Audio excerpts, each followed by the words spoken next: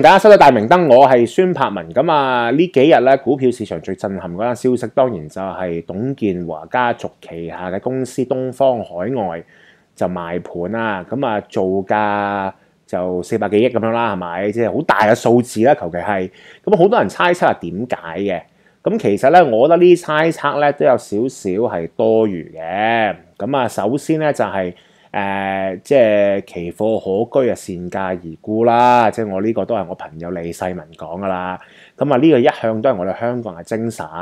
咁啊，如果你係董建華人生最大嘅教訓就係咧，聽聞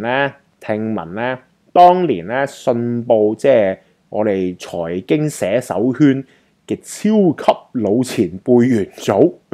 曹仁超先生咧，曾經何時咧？喺80年代初，特別喺中英聯合聲明之前放風，已經知道中英聯合聲明會講咩嘅時候，根據佢講咧，就揾咗2個當時做航運嘅生意人，一個咧就係包玉剛，另一個咧就係董建華。咁阿包玉剛先生聽完曹仁超講話咧，曹仁超就分析啦，香港嘅住屋需求非常之龐大。咁根據中英聯合聲明裏邊咧，就話咧由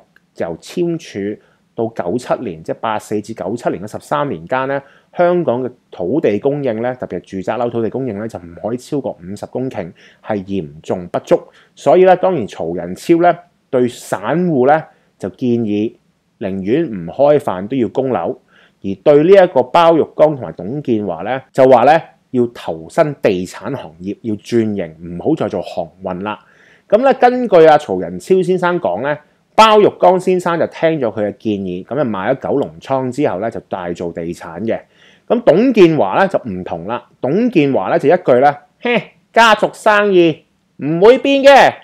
咁啊，所以咧，當董建華成為香港特首嘅時候咧，曹仁超先生對於香港嘅未來都非常之擔憂，因為佢覺得呢條友根本就冇遠見嘅。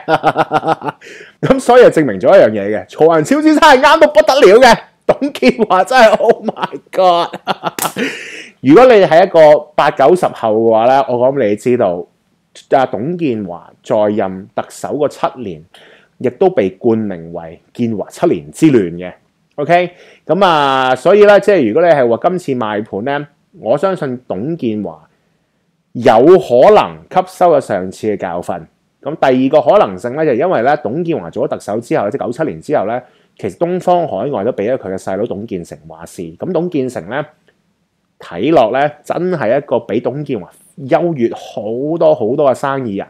咁令到東方海外咧特別係食正咗呢個中國大腳崛起嘅勢頭咧，就不斷膨脹，都做得真係幾好嘅。東方海外喺董建成嘅 control 之下，咁你話今次賣盤嘅話，我相信係董建成。亦都有呢一個嘅出手，話家族生意其實都係生意。如果係有個價好靚嘅話，咁其實係要買嘅。咁所以咧，今次嘅賣價咧，我可以保證大家聽咧，今次我哋香港人咧係冇賣平到嘅。OK， 咁你梗係話咁，如果我哋冇賣平到，咁點解對方國家中央係嘛就要揾呢一個嘅 Costco？揾佢哋買呢一個嘅用咁高價錢去買呢個東方海外咧，咁其實咧嗱，呢一個定價呢樣嘢大家有少少唔同嘅。如果你話作為呢個東方海外，咁佢係咪一間好大嘅船運公司？係，不過佢又唔係話領導世界嗰隻。咁喺嗰個情況之下嘅話咧，佢就成為一個喺經濟學上叫 price taker。咁如果市場上供應太多嘅話咧，令到大家喺度鬥壓價嘅話咧，咁就好難搞嘅。咁所以咧，根據而家現價咧，對於賣方 vendor 嚟講咧，就係靚價 ，OK？ 因為近呢幾年特別喺零息政策之下咧，特別喺10、11、12年嘅時候咧，就因為好平息口，好多人就起船，令到船嘅供應大泛濫。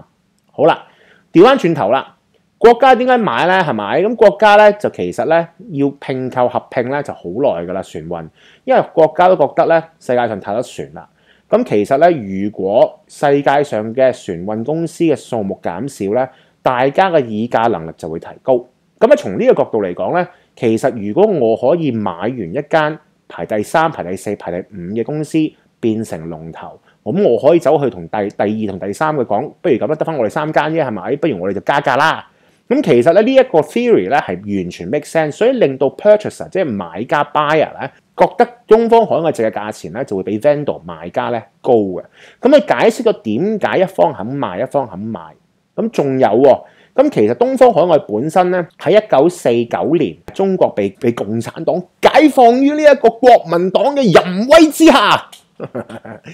當時東方海外咧，董浩雲咧，即係個創辦人董建華嘅老豆咧，就幫呢一個嘅國民黨咧，就運咗好多國寶咧過台北嘅。咁其實咧，共產黨都知道咧，即係如果你話近期有睇電影呢一個 Dunkirk 嘅話咧，咁啊，其實如果你係話一個國家嘅國力咧，係咪特別係要將大量嘅士兵要運去外國嘅話咧，有一支好龐大嘅船隊咧，其實都非常之重要嘅。咁所以如果你係話要計埋國防嘅或者係運兵嘅 angle 嚟講嘅話咧，買埋一支東方海外嘅船隊咧，其實未必係一件壞事。咁所以如果你係話計埋落去嘅話，咁400幾億對於呢個咁嘅價值，對於 buyer 嚟講咧，其實都可能好抵。咁所以咧呢個奇怪嘅 deal 咧就係賣家 vendor 咧覺得抵，buyer 亦都覺得抵，咁啊所以促成咗呢單交易嘅。咁啊當然啦，之前佢即係東方海嘅一路都扭扭擰擰嘅話，其實呢個可能係盡顯咗我哋香港議價嘅能力。咁啊，至於嗰啲係咪政治嘅回報酬啊嗰啲成咧，咁嗰啲反而我覺得係非常之其次嘅啫。即係如果你係話阿田北俊話，哎呀乜船務仲有得做嘅咩嚇？咁點解你又賣盤撤資啊？嗱，講真，如果東方海外係賣咗俾例如一間挪威嘅船運公司，跟住咧董建華啲錢掹走喎，咁你呢個撤資。不過我唔知道嗰啲錢第一會唔會掹走啦，就算唔掹走都好，點都好啦。不過賣俾國家嘅話咧，今次又成國家嘅任務，咁我就冇咁誇張。我只係覺得，當利息週期去到呢個位，當出現都比較頗大嘅利息升幅嘅時候，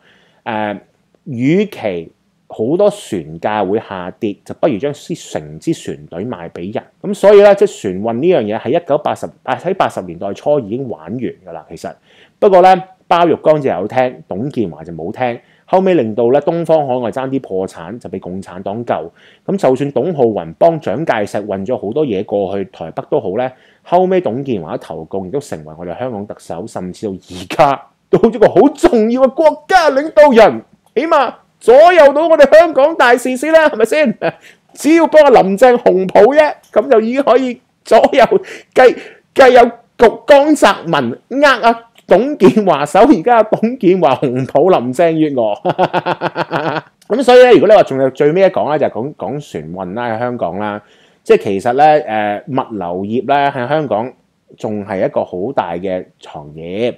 不過咧呢一個喺2000年度啦，我諗我睇咗南華早報 Jake Vanderkam 一篇文嘅，咁阿 Jake 哥咧就話咧，其實咧好多世界上金融中心咧都係由船運中心起家嘅，因為經過貿易，即係每一方都可以專注做自己嘅事，咁世界好多產品同埋服務就可以喺分工之下咧，每一個人嘅生產力提高咧，就可以儲到呢一個嘅資本。咁喺嗰啲資本咧就會擲咗喺多數都會喺船運中心，即係海岸口嘅。咁啊，香港作為一個海岸口，當然就擲咗好多資本喺度啦。咁其實咧，倫敦啊、紐約咧，呢啲以前都係一個好重要嘅船運中心。不過佢哋嘅船運業本身式微，唔緊要，佢哋金融中心地位都繼續。咁我相信香港都會係咁樣嘅。所以大家對於船運本身80年代初其實都已經玩完。如果你係話本身香港人賣盤，亦都唔係一件好壞嘅事。咁啊，呢一間我覺得係比較普通嘅 deal，只不過係因為牽涉到個比較敏感嘅人，同埋買家亦都比較敏感，所以咧大家就會 take notice 嘅啫，係啦。如果唔係嘅話咧，如果呢一個係一個製衣公司買咗400幾億嘅話咧，係咪？當然佢叻仔啦，如果製衣公司可以買400幾億，不過相信亦都唔會惹來咁多嘅猜測，係啦。如果大家係唔同意呢一單 deal 純屬都比較普通嘅話咧，喺下邊留 comment 啦。OK，咁啊最緊要覺得好睇嘅話 ，subscribe 同埋 share 啦。多謝大家收睇。